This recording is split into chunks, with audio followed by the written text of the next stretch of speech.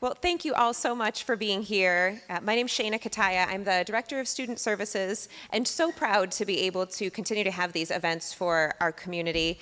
If you haven't been to a Power Hour before, really our goal is to be able to just have opportunities for our community to continue to engage and tell us about their experiences, maybe learn about some things that are happening in the district, and tonight will be a very special opportunity to hear from some of our students, staff, and parents and guardians. So we're so grateful that you are here. And I recently just got a report on our online presence, and there are quite a few people also accessing the videos of Power Hour, so that was very exciting to see. So please, if you know someone who wasn't able to be here, know that these also are posted online after the events. If you didn't get a chance to sign in over here, that's fine, but before you leave, if you could just write your name and email address, we will follow up with a survey just to get your feedback on how we can continue to improve, and then any resources that we have here we'll also send to you electronically as well. So tonight our topic is around moving from awareness to acceptance to celebration in regards to helping to understand our students and community members with disabilities.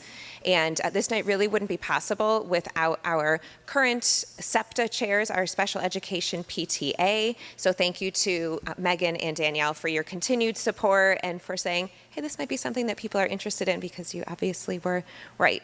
And our PTSA partners who continue to come and support us and bring us delicious and healthy snacks. We really appreciate you so much. And of course, to our Board of Education, our superintendent, and our district administration for continuing to be here and give another opportunity to hear the voice of all of our community members. Let's get started.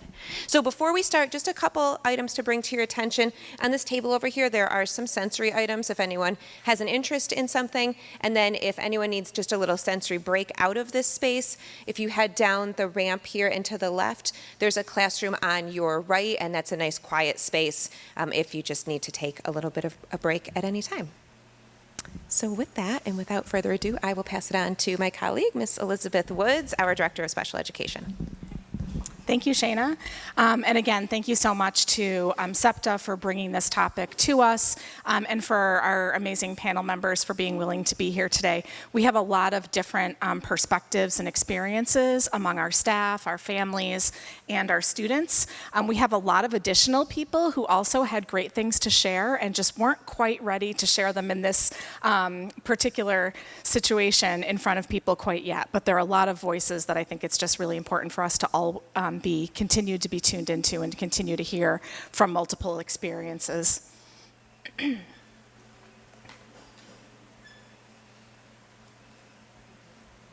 So the next slide, I believe, this one. So I'm the director of the Special Education Department at Pittsford Schools, and this is our mission statement as a special education department. So you can see that in addition to our mission around supporting the diverse learners in our schools, we also prioritize fostering an inclusive culture within our schools and our community. So this is part of the continuing conversation around hoping to build not only increased inclusive opportunities within special education programs in our district, but within our entire school community and our community at large. So I really thank all of you for being here and for prioritizing that goal as well, and for being willing to learn more and engage in this conversation. Just very quickly, we have multiple partners already supporting inclusion within our school community and our community at large.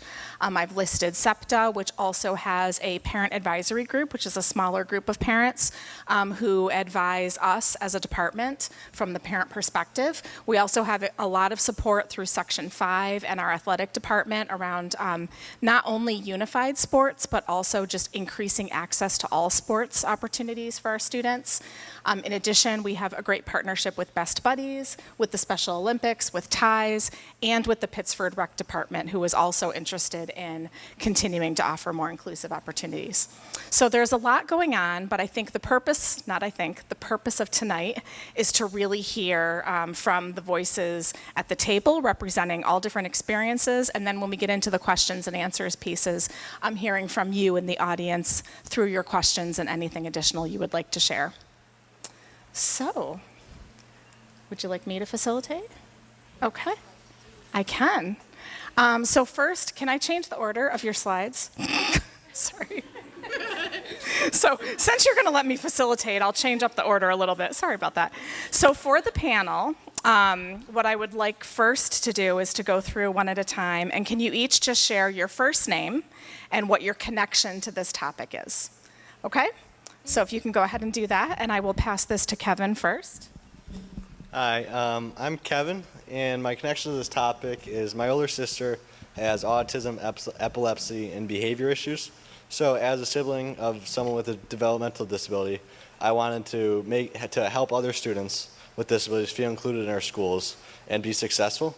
So I'm a part of Best Buddies, Ties, Challenger Baseball, Unified Sports, and other organizations.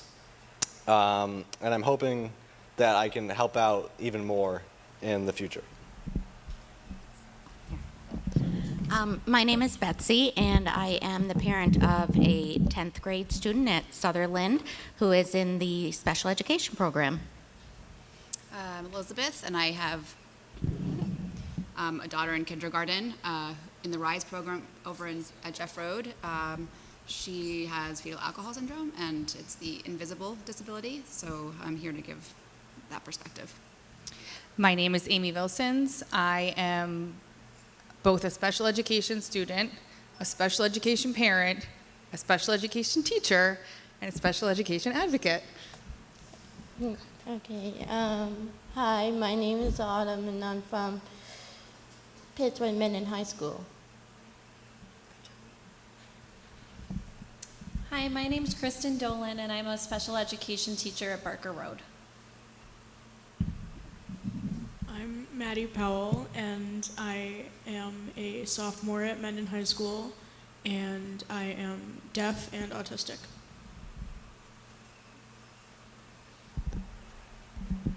So what I would like to have the panel share next, and each of you can share as much or as little as you would like to based on what you have prepared or what you're thinking of. But the next question we really wanted to focus on is what are the things, looking at talking to our community and sharing your perspectives, what are the things that either help you feel included in the community or help your child, your family, whatever perspective you want to take, but the things that really help to facilitate inclusion for you? And I also just want to tell the panel, if there's ever anything that you want to skip, it's completely okay to skip. I don't want anyone to feel pressured to share either of these prompts, okay? So I think what makes me feel included is, kind of feeling a part of, like, in a class would be like being a part of a discussion and participating and having people that you feel comfortable around and nobody's really making fun of you. And then, especially for students with disabilities, like, I feel like, talking for my sister, like, she feels very included when people are patient with her and when they're accepting and encouraging, like, even though she may make loud noises or inappropriate behaviors at some point, that they kind of accept it and encourage them. And then I think also would be like celebrating all successes with enthusiasm. So even if it may seem small to you, it may be big to someone else, and I think we should celebrate all successes.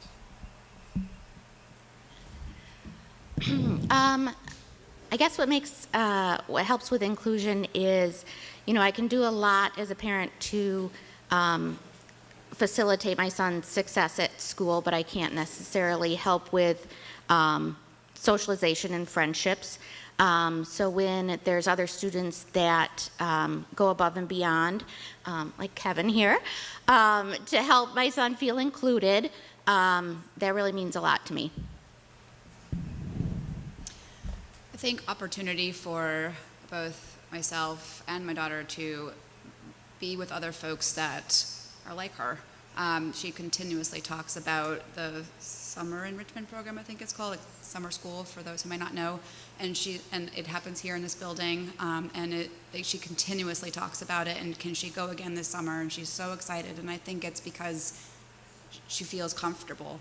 And I recently went to the Festival of Inclusion that was held at Nazareth, and I felt included as well, because it was okay when she just shut down and other folks could see, yep, she shut down, that's all right, she can do this or she doesn't have to do it. And I didn't feel like I had to explain her behavior. So feeling it would be amazing to have more opportunities to have inclusive groups such as that.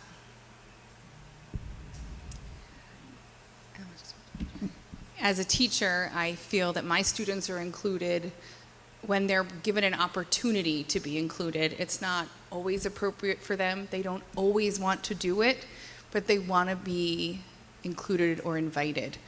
As a parent, I find that the thing that makes my own children feel most included is knowing that they are safe and that there is someone they can go to no matter where they are in Pittsford.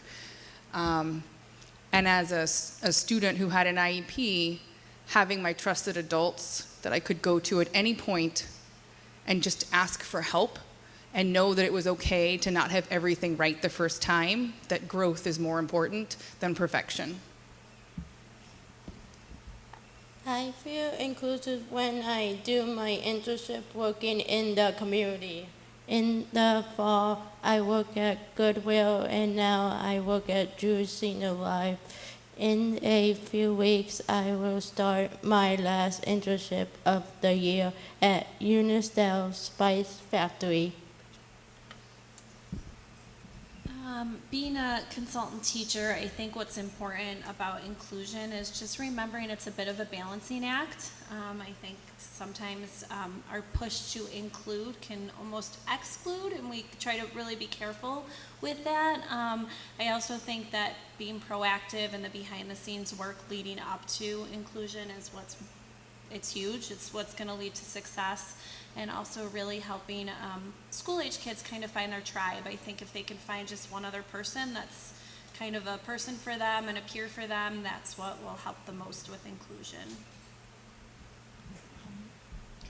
I often feel the most included when my peers and my teachers sort of make an effort to sort of understand, and that doesn't mean that they need to be fluent in ASL. They don't need a PhD in disability studies. If they listen when I communicate my needs or I talk about my disabilities, that always makes me feel heard and included. So.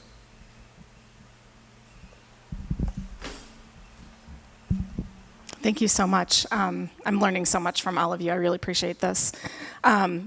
The second prompt, and then we're going to open it up to the group. So those of you in the audience, if you are thinking of either questions or your own responses to either of these prompts that you would like to share, you will certainly have the opportunity to do that in a moment. We'll kind of do one more round through to share out where, thank you, Car, where each of you can share what do you wish people knew. So anything additional from your perspective, what do you wish people knew? So, as I said before, I think patience is important, and being accepting and encouraging of disabilities is important. But I also think one of the most important things is just be smiling. Like, individuals with disabilities need approval and a sense of belonging and acceptance. And even though my sister has autism and prefers to spend much of her time alone and isolated from others, she still wants to know that others care about her. And she's very perceptive of people who don't like her or maybe are scared of her or are unsure of maybe her behaviors. And because of that, she feels like not as cared for, and that's never something that should happen. I wish people knew how much work goes into supporting a child with special needs, that it can oftentimes be like a second job. He has the same needs at school to learn, to be safe, to socialize, but the effort that it takes to even potentially get to that point is quite a bit, and it takes an entire team of people that I'm very grateful for. But there's other things too that I wish he could be more included in, like that the school would help facilitate football games, or maybe more supervision at school dances and things like that. Because literally any activity he chooses to do has to be planned. And if anytime anyone plans it and helps plan it for me, and facilitates it and supervises him. And I don't have to do all the work all the time. It's just such, I'm so grateful for that. Kind of to tack on to what Betsy said, it really is a second job. It's a job to advocate tirelessly for your child at school and making sure their needs are met, from everything from academics to social skills. My biggest fear at the moment is the lack of friends. With her disability, she has dysmaturity, so she's really working like she was about a 4-year-old. So she tries to mimic a lot of her peer behavior because she thinks it's cool and that's what she should do, which then ends up isolating her, as we all know this, girls can be mean. So she becomes ostracized more. So we've got academics, we have social, but then we also go home and we have to work at all of that all over again, plus also day-to-day functions of getting dressed and just going to the bathroom. So it is a full-time job, and we have other children, or some of us might have other children at home who are neurotypical and don't understand, and then we have to advocate for them too. So it's just tiresome, and it becomes very isolating. Unless you have those people in the community that understand and are willing to listen, because sometimes we just want to talk about it and just get it out of our minds. And when folks don't understand, you're often met with, sounds like a typical kid to me. And that's a really hard thing to hear when we just want to be listened to. So I think that inclusion, being heard, and being just understanding when I'm having a bad day or you never hear from me would be the things I would love for you to all know. As a parent and as a teacher, I wish people knew that every decision I make involves 100 other decisions, and that by the time, they might ask me a question, I've already made 5,000 decisions. And sometimes that becomes a lot. I also wish people knew that a disability or a label does not necessarily mean one thing, and that there is capabilities in every single child that we have, and that it's my job as a teacher to find it so that that child can feel like a part of our community and that they all belong. I wish people know how to work together. I wish people knew that if you put the legwork in beforehand, it makes inclusion that much more successful. It's really beneficial to work together in a partnership with parents. That's it. I wish that more people knew that the person who knows the most about what a disabled person needs is the disabled person themselves. And it's really difficult to figure things out about what someone needs without asking them. I mean, not everyone's going to want to be questioned about that, but if you want to know how you can help, you can ask someone, is it okay if we discuss how I can help you, how I can support you? And I also wish that more people really, knew that sometimes it can be really tiring to just go through day-to-day motions being disabled, because situations in day-to-day life that might seem really normal for some people can be really overwhelming for me. Some of my classes, the kids behind me and around me will talk, and that can be really stressful for me because it's a lot of noise, and I don't always do well with background noise in the middle of trying to learn and work at the same time. It can be a lot. All right, first of all, let's give a hand to our members. And again, thank you to all of you for being here. It takes a lot of courage to share some of the most personal information for the sake of giving some feedback and helping us all to learn and grow as a community. So what you are doing is very important, and we appreciate all of you for being here. Before we open it up to the group to either respond to prompts or ask questions of any panel members, and again, just a reminder to the panel, if somebody asks you, even if they ask you a direct question, if you want to pass on the answer, that's completely okay, okay? We can share as much or as little as we want to.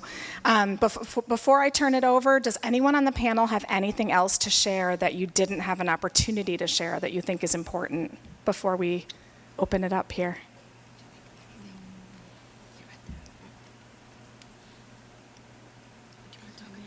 Autumn, did you have another piece you wanted to share with the group? I think part of your introduction we kind of skipped over, didn't we? Now I am in a transition program called Project Life. Excellent, thank you so much. Anything else to share from the panel? Okay, sure. I can be a runner. So again, no pressure at all, but if anyone wants to share either of the prompts, I wish people knew, or either something that makes you feel included or that you feel would help make your family member, someone else feel included, or any questions.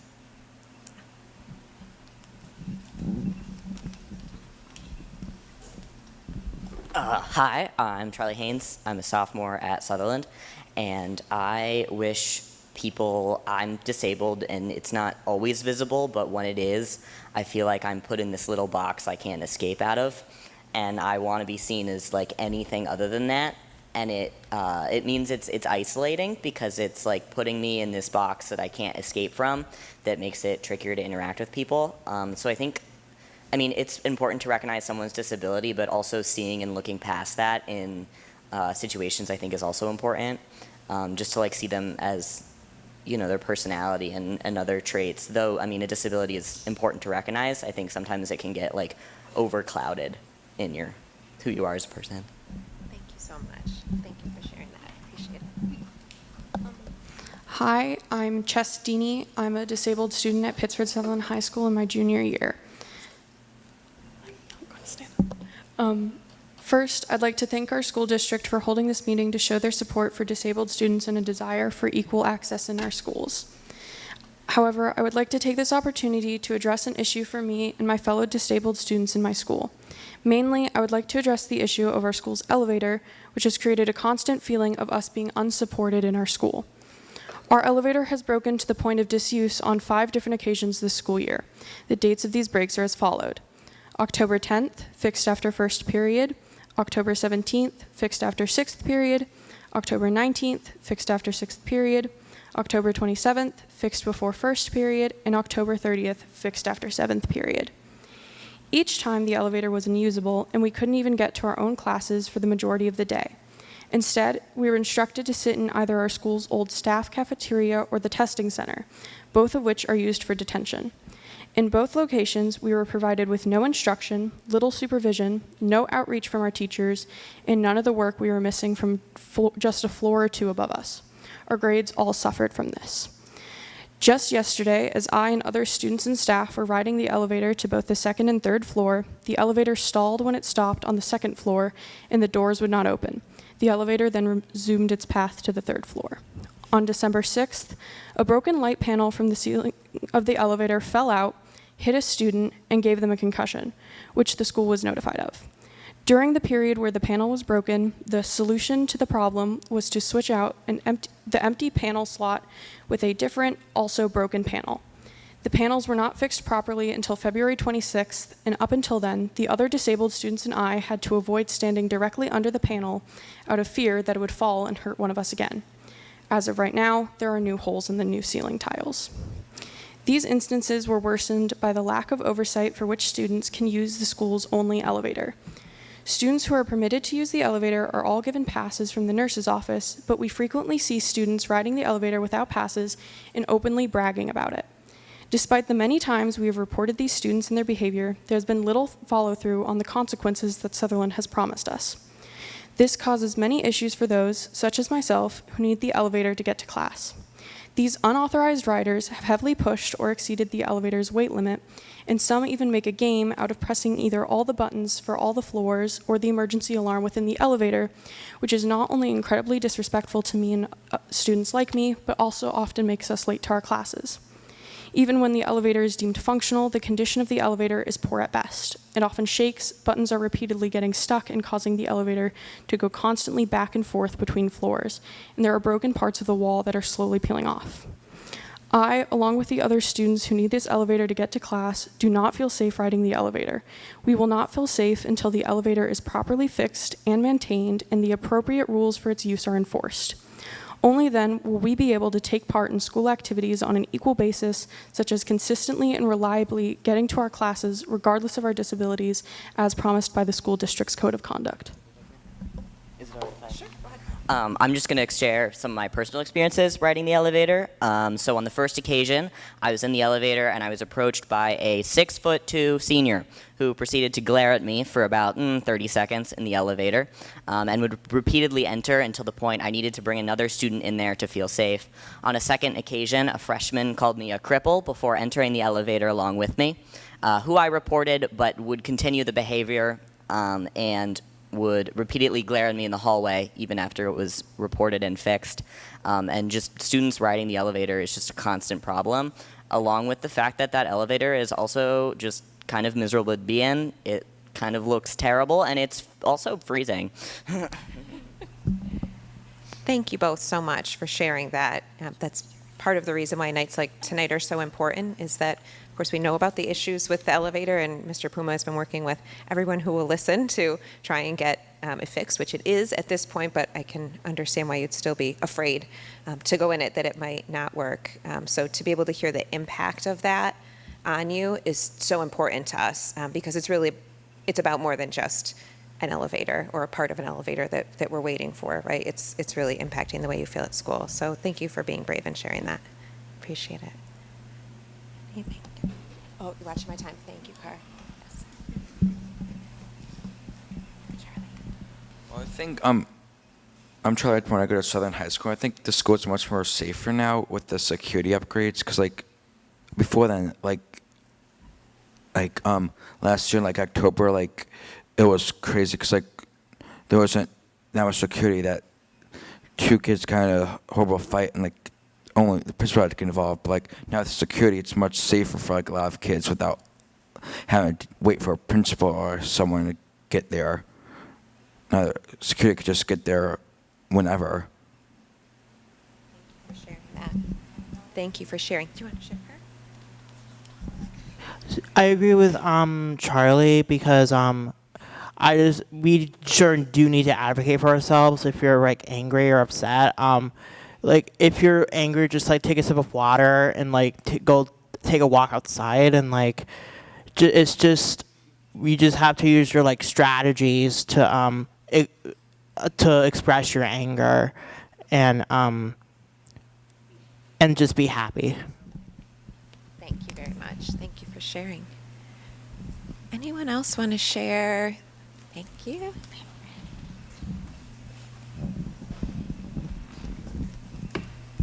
Hi there, I'm Carolyn Aber. I'm the speech pathologist at Barker. I have two things I wanted to share from folks who couldn't make it today. One is from a former student, a Sutherland grad. He said, "Hi, my name is Danny, and I am an adult who graduated from Sutherland High School 10 years ago. I liked being a student there and hanging out with all my friends, but I didn't like tests. One thing I want people to know about me is that I'm a cleaner at URMC. Sometimes I make mistakes and need to work with my job coach. I feel like I learn from my mistakes, and even though sometimes I'm kind of hard on myself, I know that I'm learning, and that is important to me. I've been working there for 9 years, and I am proud of myself for that. I know it's important to balance work, play, and rest. In my community, I go to dances and dates with my girlfriend, Ellie. I go out to eat for dinner, and I run races with family and friends. I feel like I am good at making connections with people. I always try to be thoughtful and kind to people, like remembering their birthdays, but I like to be funny and tease people too. I communicate with people through social media, email, text, and social media. The second thing I have to read is from a student who graduated in 2019. This parent wrote, Ryan graduated from Mendon High School in 2019. What I wish people knew is that it can be really difficult for students who have disabilities that you cannot see. Sometimes they can be, others can be less forgiving. Many times it took my son 4 times longer to complete a task. And despite overcoming developmental delays growing up and continuing to struggle with an auditory processing issue and an autoimmune disorder, he spent his too short of a life serving others in need. Thank you for sharing that. Anyone else? Oh, yes.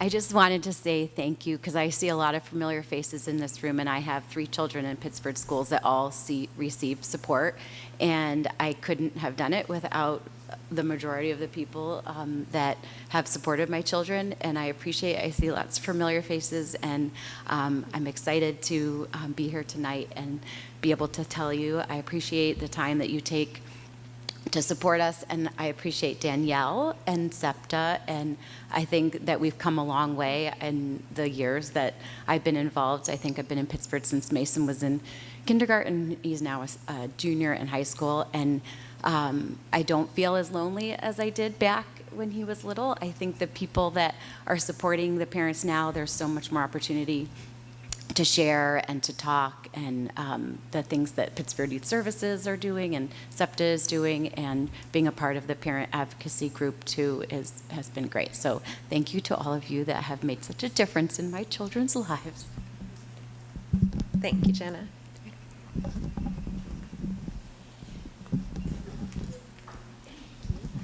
Hi, my name is Liz Sefko, and I am a speech pathologist for the district in the RISE program at Jeff Road. I also have 2 neurodivergent children of my own, so I kind of see both sides of things. And my question is for the panel, what, if you could tell your child's teacher or therapists something, or if you would want us to know something, what would that be? So specific to the specialists that are working with the children. Anyone have anything they want to share?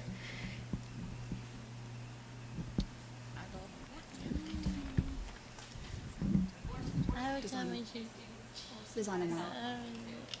like, tell my teacher I said hi.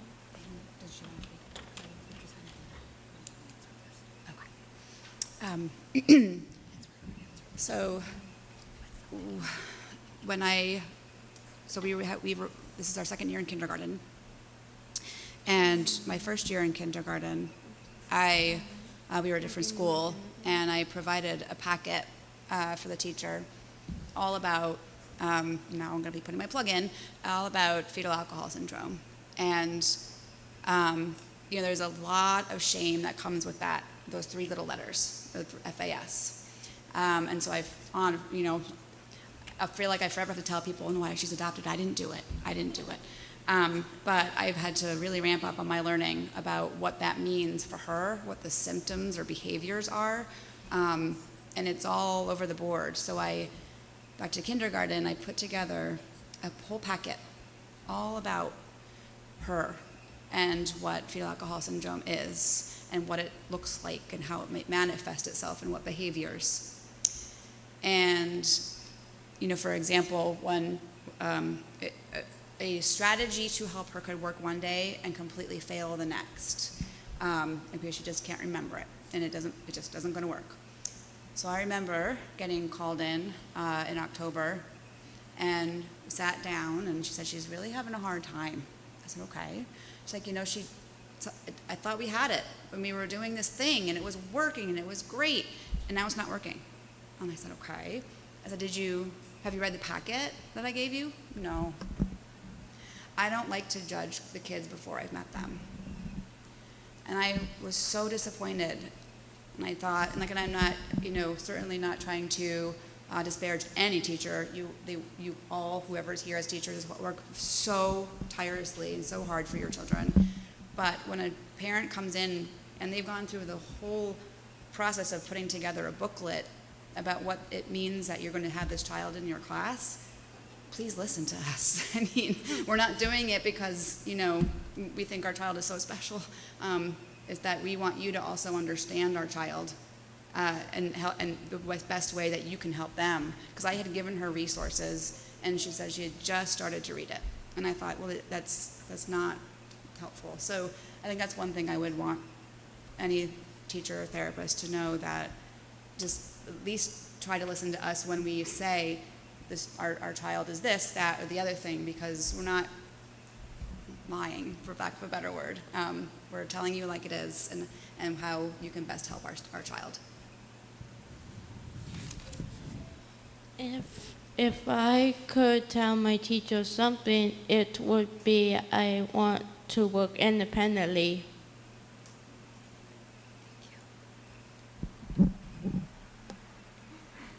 Thank you. Anyone else? Yes.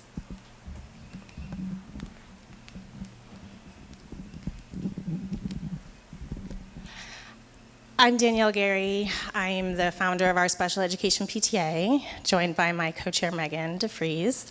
My former co-chair, Darby, is here as well. There's been a whole host of people that have helped us to provide this support. The parents that are speaking are being super modest when they say that raising children with a disability is a second job. It is not.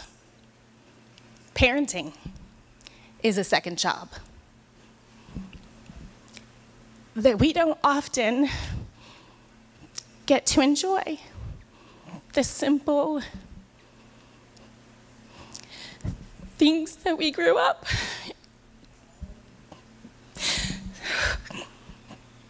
anticipating.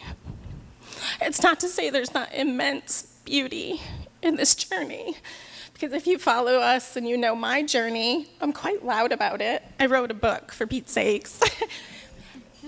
I'm not ashamed of this journey. It's beautiful. It is more vibrant than anything I've ever imagined for myself. But when we speak our truth, it is not just that this is a second job. It's that we don't get to the second job without your help as our team members. And when we do have that support, it's like the clouds part and our child becomes the best possible version of themselves. And we can't do that on our own. Caregiver burnout is so real.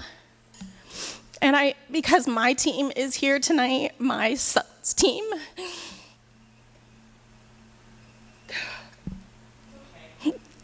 thanks, Car. Joellen Sezzo, Zach Herbert, Carolyn Hebert. If I'm missing anyone else, Sarah Jacob, who my son thinks her office might be his soon. When you show up for us, it reminds us what our second job really is, and that we do get to enjoy these moments. So for everyone that has shown up tonight, I'm so thankful for you, for all of you that work to support students with disabilities, for students with disabilities who are here speaking or on behalf of your sibling. Thank you, Sutherland students. If you want to join SEPTA as student representatives, we're looking for leaders. We have one in the corner who is our only, and we would appreciate that. But thank you so much for being here and taking time. It is more meaningful than I could ever express. Thank you so much for sharing.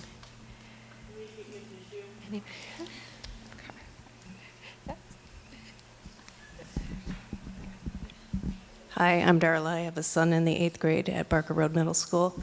I just wanted to dovetail into what Daniel said. I heard another parent mention that this is kind of an isolating journey. And we do sometimes take a step back and grieve the loss of what we anticipated would be a neurotypical child. So we definitely appreciate all the support. I also want to mention that we all need to remember that all of our kids, neurotypical or neurodivergent, are doing their best, and that parents are doing their best. So sometimes we just need a little break. Thanks. Thank you for sharing. Anyone else? Yes.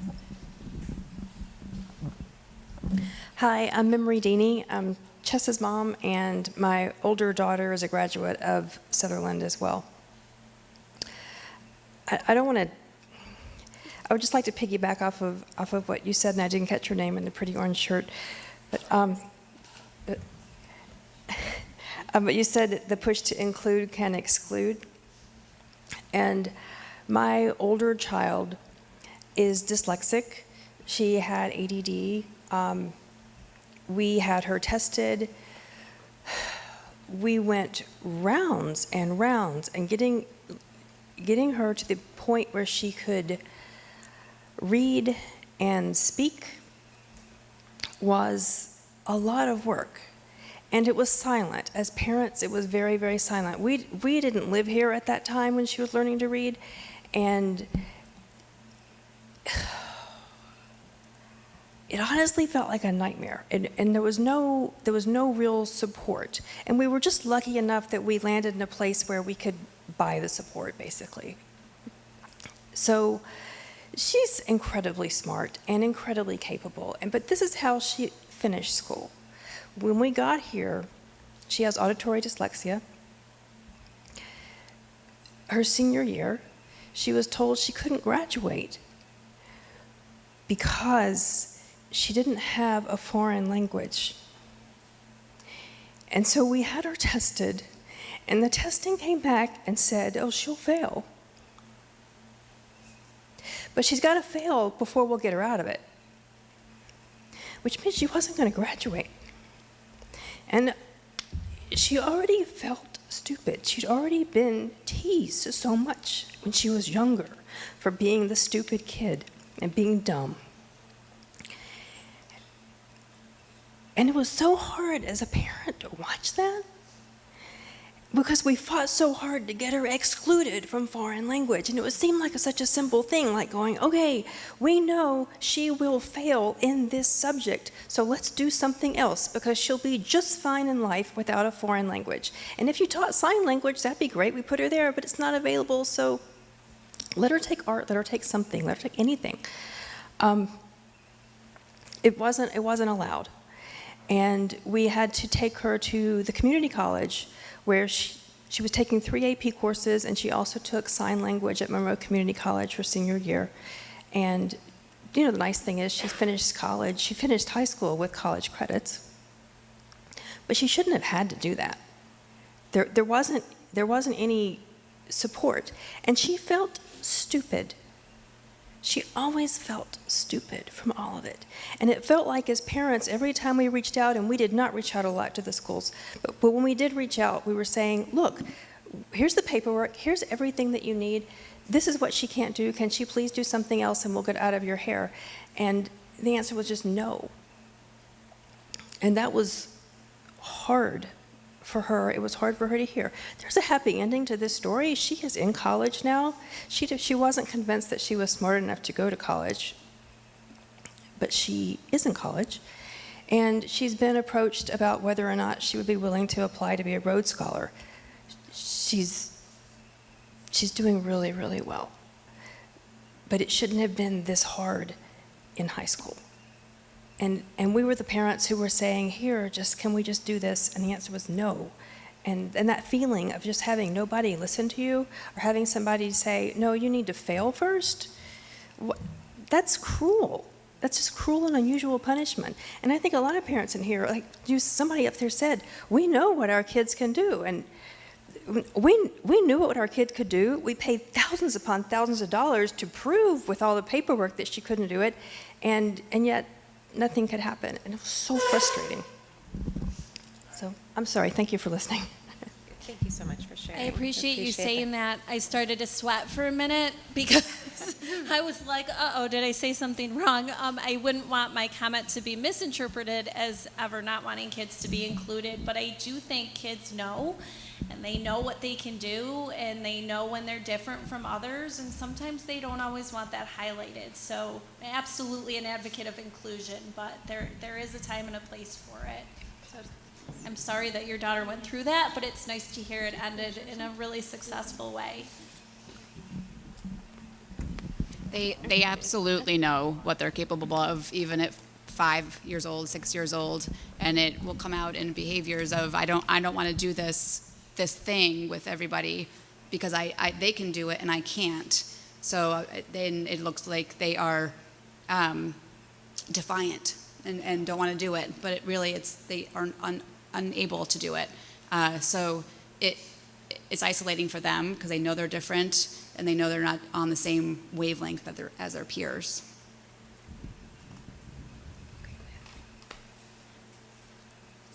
I would like to share something else about my program. Every Monday and Wednesdays we go to the YMCA, and every Friday, Thursdays we do planting or something, and then every Fridays we do cooking. But that's the opinion of my life. Hi, I'm Alex. I'm a parent of 2 Mendon High School kids, one that's up at the panel. So I just wanted to say one of the things that's always made things easier, I think, for our family is when the people who've supported them, some of them are in this room and worked wonders, thought about our kids as complicated but also human beings. And I think there's almost always a mental health component when you're dealing with differences and feeling left out and feeling like you're not achieving what you hope to achieve. And some of the biggest steps forward that people at the district have made for us and for our kids is when they considered whether they were happy and whether they were stressed and whether they were sad. And when they helped them feel happier and less sad and less stressed, our kids took it on themselves to get stuff done. But it was that piece of, are you happy? Are you stressed? Are you feeling supported? Are we celebrating your successes? When those things came, then in a lot of cases, our kids could take care of things for themselves. So that's it. Thank you for sharing that. I guess I'd like to piggyback off of all of that. The programs like Autumn's In are amazing, but I don't think people realize what it takes to access those programs. We're going on year 4 of trying to get access to government funds to be able to pay for summer camps that can accommodate our son, because most 15-year-olds can stay home during the summer by themselves, and we don't really think about the ones that can't. So we're almost done with that process, but it has taken 4 years. Another thing is, we don't know what his future will look like. He's integrated into some classes, and we feel that he could probably do some college classes. So we took it upon ourselves to, visit the life program at the life prep program at Nazareth College. University. Thank you, Kim. And it was really hard because I was thinking, well, one, I found out that he wouldn't be a student in that program, and he wouldn't get credit for classes. And we had to kind of, and I was thinking, but he would really enjoy this program. Well, then come to find out, it doesn't even matter, because I would have to choose between him graduating with a Regents diploma or not, and if he doesn't, then he could probably easily get into one of those programs. But if I do choose, which we are going to, for him to graduate with a Regents diploma, his support from the district will end basically when he graduates. And if we wanted to get into a program like that, we would have to go through something like the Arc of Monroe, through an adult program, which is so difficult and time-consuming. But just the amount of work it takes just to make sure our kids are cared for day to day. So when they are at school and we know that they're being cared for and that they're safe, it's such a load off our backs. Thank you so much for sharing that. It's 7:19. Go ahead, Jen. Just from a personal experience that I think made a big difference is just listening to our children too. I know several of my kids have been through at Barker where they've had the same English teacher, the core support teacher, for 3 years, and then I just had them for another 3 years. And my next child is not going to have them, and I'm having withdrawal. I'm not sure what I'm going to do, but anyhow, listening to our kids, and my son was in a special class math class, and it went well at first. He was with them for 1 year, and then the second year, my child did not like to be identified as special ed. He wanted to feel that he was, quote unquote normal and accepted by his gen ed peers, and he felt isolated, and he didn't want them to know where he was going. He didn't want them to think that he was doing anything different. And he was also having mental health struggles. So it was important for him to not be in that class anymore. And it was the middle of the school year. So to take your child and move them out of a class in the middle of the school year is a humongous big deal. But I got the support we needed, and we decided we would give it a try. And I was told that, that was the decision, that if I felt it was a good decision, we could give it a try. And it ended up working out perfectly, and he excelled and did awesome. And it's really hard as a parent to make those decisions thinking that it might fail. It could be horrible, but taking the chance to listen to your kids and hear what they're saying and make them feel supported and that they're a part of the decision process.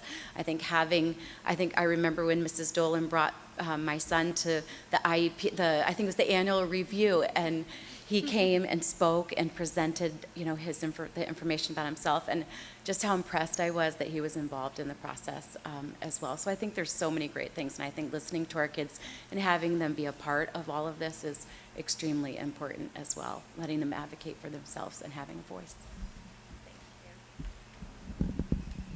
Can I piggyback? Yes, please. So again, I'm Amy. I am dyslexic. I have auditory and visual dyslexia, and I have ADHD.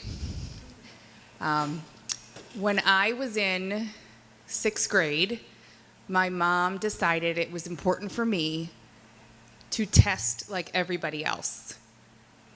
And I remember feeling like I was not going to be anything. I remember feeling like I let my parents down, that I let my friends down, that I wasn't going to be able to be in gym class with my friends because, they were on my soccer team, but now we weren't going to be there. And she said to me, and I believed her because she's my mom, that it was more important for me to get the time that I needed to get my foundational reading skills fixed. And they were fixed. I have lots of strategies now that I use all the time. That she took me out of 6th grade and put me back into 5th grade to get that smaller instruction. I went to a specialized school. I had so much support from my family, but they told me why. And that made the difference.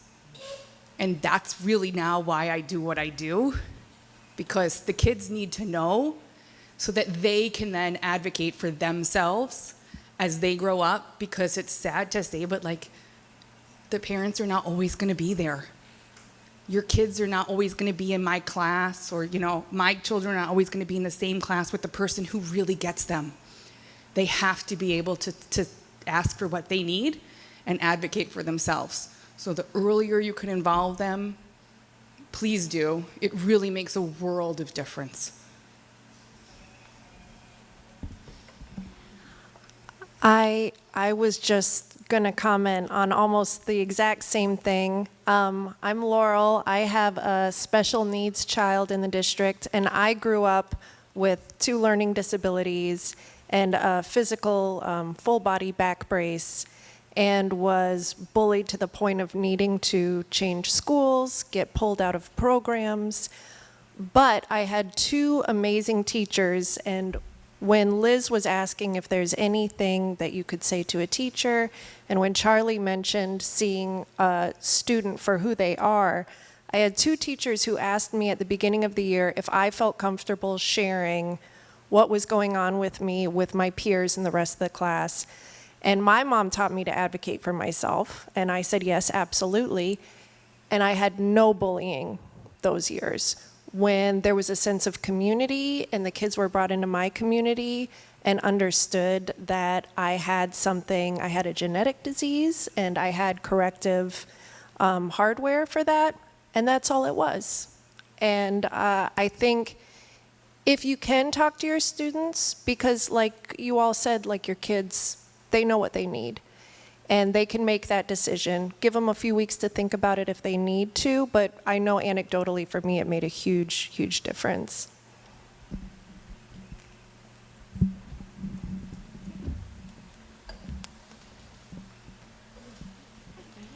Good evening. My name is Tamara Minter.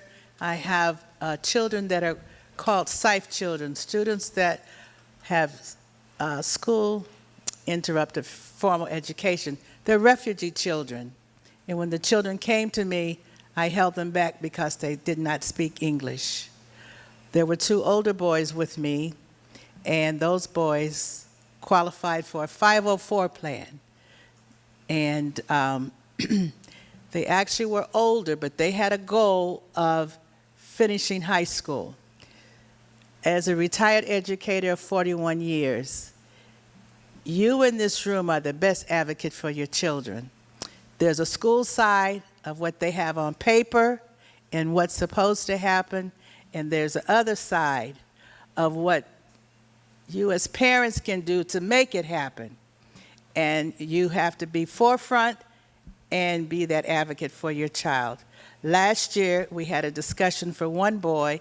He took Algebra 1. He had math tutoring intensively. And everybody said he had to take geometry.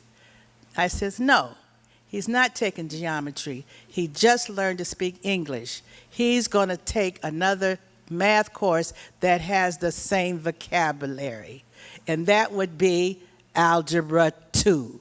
Now, why in the world would you go from learning exponents to learning what a perpendicular triangle? You don't need that, or obtuse. You confuse the kids. And I said, no, he's not taking that. Even the math teacher said geometry. Even the tutor said geometry. Mother Witt said, no, he knows these words already. Let's extend his vocabulary. So now I've got one who's going into 9th grade, and everybody's saying he's got to take earth science. I said, are you kidding me? He's taking AIS math, AIS literacy. He's not even really getting grades in some of his classes. Unless you hire a teacher to sit right next to him, I know what earth science is all about. I had one that took it 3 times and failed the class, but passed the course. So I know what I'm talking about. You in this room, you know your children. You know what those kids can do. And the other thing I said to the counselor, if he has to be 19 years old when he finishes high school, it's all right with me. My other 2 boys graduated age 20 and age 21, but they have Regents diploma, and they also have skilled trades because I sent them to BOCES. Nobody has to know how old you are. You don't walk around and say, hey, I'm 21 years old and I'm still in high school. No, you just keep going to high school and doing your very best. And so sometimes we get into, oh, he's going to be this age. Don't worry about the age. Just keep your children in school and get them. And it's like the turtle. Who's going to win the race? It's the one that continues until the end. And so I'm waiting to hear back from the school, because I've said, no, he's not taking earth science because he wants to play football. And I know good and well when he comes home from school, after football practice, he's not going to sit down and do homework. I know that. And so we have to present, because football will be important to his social emotional development. And so I know that we have to do it that way. And we're pending for a 504 plan for him, because I know that's what he's going to need. And I just encourage each of you, you continue. When you know something is right, you stand on it. And you have to say, I know what I'm doing, and this is good for my kid. And don't get hung up about your kid not finishing high school, your child, 18, 19 years old. What does New York State law say? You can be in school until you're 21. The most important thing is that you are getting kids out of school. Thank you. Thank you, Tamara. You think we're ready? 7:29 and 30 seconds? Okay. Thank you, Car, for keeping us on track. I feel so inspired by the courageous and thoughtful and just empathic people who are here in this room. And when I think about inclusion and what makes people feel included, it's also knowing that they're not alone. And so for people who have the courage to be able to share things that perhaps even just 10, 15 years ago maybe would not have been as openly shared, it really makes such a difference, and it makes a difference for our community. So thank you so much to everyone on our panel. Maddie, you have something else to add? I think another thing that I wanted to talk about was, so I want to go into education when I graduate college. I want to be an art teacher. And so I went back and shadowed, my aunt teaches a kindergarten class, so I'm shadowing her kindergarten class. And one thing I noticed was there was a lesson on full body learning, or full body listening. And I was sitting through it and I was like, this is something that I learned when I was little, and I'm sure a lot of people learned when they were in kindergarten and elementary school. And I was realizing that some of it is not very applicable to a lot of neurodivergent children, because I was sitting there and I was learning that if I'm listening, I'm sitting there like this, looking right at the person who's talking. And I know from my own experience that when I'm sitting there in my classes, staring directly at the teacher, not moving at all, I'm not listening. I'm thinking in the back of my head about something completely unrelated. I'm not paying attention. So I do my best listening when I'm a little distracted, what people would think is distraction. I used to draw all the time in my 6th grade English class, and my teacher would always say, stop doing that because you need to listen. And I would always be a little confused. I was like, I am listening. I get good grades in this class. I don't understand why you think I'm not listening. But he would keep me from drawing, and the whole time I would just kind of sit there like, I wish I was drawing. I want to draw something. And I don't remember anything that happened in the book The Giver by Lois Levy. I don't remember it. I just remember that I wasn't allowed to draw in that class, and that's kind of it. So I think sometimes it's important that we recognize that really a lot of students listen differently. A lot of students have different needs when it comes to how they pay attention, how they learn. It's all going to be different. So I think it shouldn't be so standard, like you need to sit there looking right at the person and just be quiet. Because that doesn't work for some people. Right. We focus so much on looking like we're listening that we're not actually listening. Right. So. Thank you so much for sharing that. Autumn, did you have something else? So I think about like myself like last year, like when I was at like Barker Road Middle School. It's like when Herbert and I, all the kids were like working together, like doing their own like morning work and everything, and like doing their own like everything. And in Minden High School is when they all like to line up each other when they started to graduate high school. Thank you for sharing. Yeah. Thank you. I think it's one of the biggest messages that we've heard tonight, or at least that I've absorbed, is ask questions, have conversations, and believe people when they tell you what's best for them or what their students' experiences are. I can't say enough about our panel this evening. Thank you for your courage and your willingness to be here. So one more great big thank you to our panel.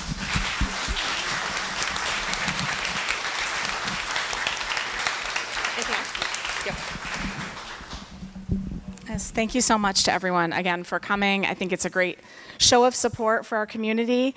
Please help spread the word among your neighbors and family and friends around prioritizing us really listening to different voices and hearing from our students and our families. So thank you again, everyone, for being here this evening.